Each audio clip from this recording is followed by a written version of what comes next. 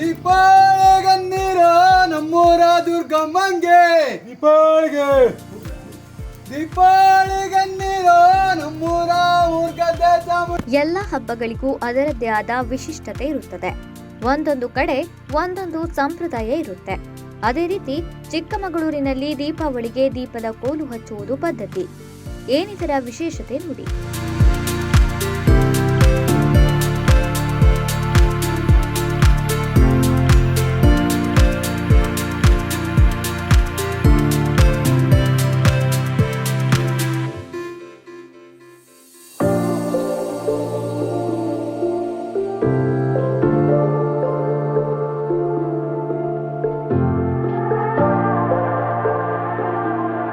ದೀಪದ ಕೋಲು ಹಚ್ಚುವುದು ಇದು ಮಲೆನಾಡ ಭಾಗದ ವಿಶೇಷ ಪೂಜೆ.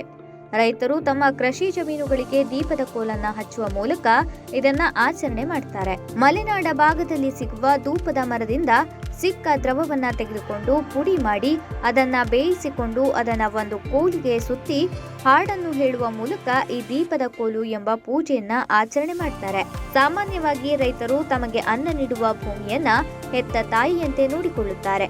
ಹಾಗಾಗಿ ವರ್ಷಕ್ಕೆ ಒಂದು ಬಾರಿಯಾದರೂ ತಮ್ಮ ಭೂಮಿಗೆ ದೀಪ ಹಚ್ಚುವ ಮೂಲಕ ಭೂತಾಯಿಗೆ ನಮಿಸುತ್ತಾರೆ. ಈ ದೀಪದ ಕೋಲನ್ನ ಹಚ್ಚುವುದರಿಂದ ದರಿದ್ರ ಲಕ್ಷ್ಮಿ ನಮ್ಮ ಮನೆ ಹೊಲ ಗದ್ದೆಯನ್ನ ಬಿಟ್ಟು ಹೋಗ್ತಾಳೆ ಅನ್ನೋ ನಂಬಿಕೆನೂ ಇದೆ.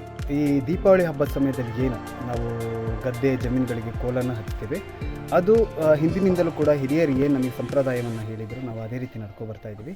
ಇತ್ತೀಚಿನ ದಿನಗಳಲ್ಲಿ ಕೂಡ ಈ ಸಂಪ್ರದಾಯನ ಮುಂದುವರಿಸ್ಕೊಂಡು ಹೋಗ್ತೀವಿ. ಈ ಗದ್ದೆ ಜಮೀನಿಗೆ ಯಾಕೆ ಕೋಲನ್ನು ನಾವು ಹಚ್ತೀವಿ ಅಂತ ಅಂದರೆ, ಭೂಮಿ ಹುಣ್ಣಿಮೆ ದಿನ ನಾವೇನು ಈ ಭೂಮಿತಾಯಿಗೆ ಶಾಸ್ತ್ರವನ್ನು ನಾವು ಮಾಡಿರ್ತೀವಿ, ಬೈಕೆ ಹಾಕೋದು ಅನ್ನೋ ಒಂದು ಕಾರ್ಯವನ್ನು ಮಾಡಿರ್ತೀವಿ. ಆ ಅಂದು ಮಾಡಿರ್ತಕ್ಕಂಥ ಕಾರ್ಯಕ್ಕೆ ಇಂದು ಗದ್ದೆ ಜಮೀನುಗಳಲ್ಲಿ ನಾವು ದೀಪವನ್ನು ಹಚ್ಚಿದಾಗ ಆ ಭೂಮಿ ತಾಯಿಗೆ ಭೋಜನ, ಆ ಬೆಳಕಿನಲ್ಲಿ ಭೋಜನ ಸವಿತಾರೆ ಅನ್ನೋದು ನಂಬಿಕೆ. ಅದನ್ನು ಇವತ್ತು ಕೂಡ ಮುಂದುವರ್ಸ್ಕೊಂಡು ಬರ್ತಿದ್ದೀವಿ. ಅಲ್ಲದೆ ಭೂಮಿ ಹುಣ್ಣಿಮೆಯ ದಿನ ಪೂಜೆ ಮಾಡಿ ಬಂದಿರೋ ಮಲೆನಾಡಿಗರು ದೀಪಾವಳಿ ದಿನ ಈ ದೀಪದ ಕೋಲನ್ನ ಹಚ್ಚಿ ಅದರ ಬೆಳಕಲ್ಲಿ ಅಗಲಿದ ನಮ್ಮ ಹಿರಿಯರು ಊಟ ಮಾಡುತ್ತಾರೆ ಎಂಬ ನಂಬಿಕೆಯನ್ನ ಸಹ ಇಲ್ಲಿನ ಜನರು ಉಳಿಸಿಕೊಂಡಿದ್ದಾರೆ. ಒಟ್ಟಿನಲ್ಲಿ ಮಲೆನಾಡಿನಲ್ಲಿ ಮಾತ್ರ ಇನ್ನು ಈ ವೈಶಿಷ್ಟ್ಯ ಆಚರಣೆಗಳು ಬಾಕಿ ಇರುವುದು ಮಲೆನಾಡಿಗರ ಖುಷಿಯನ್ನ ಹೆಚ್ಚಿಸಿದೆ.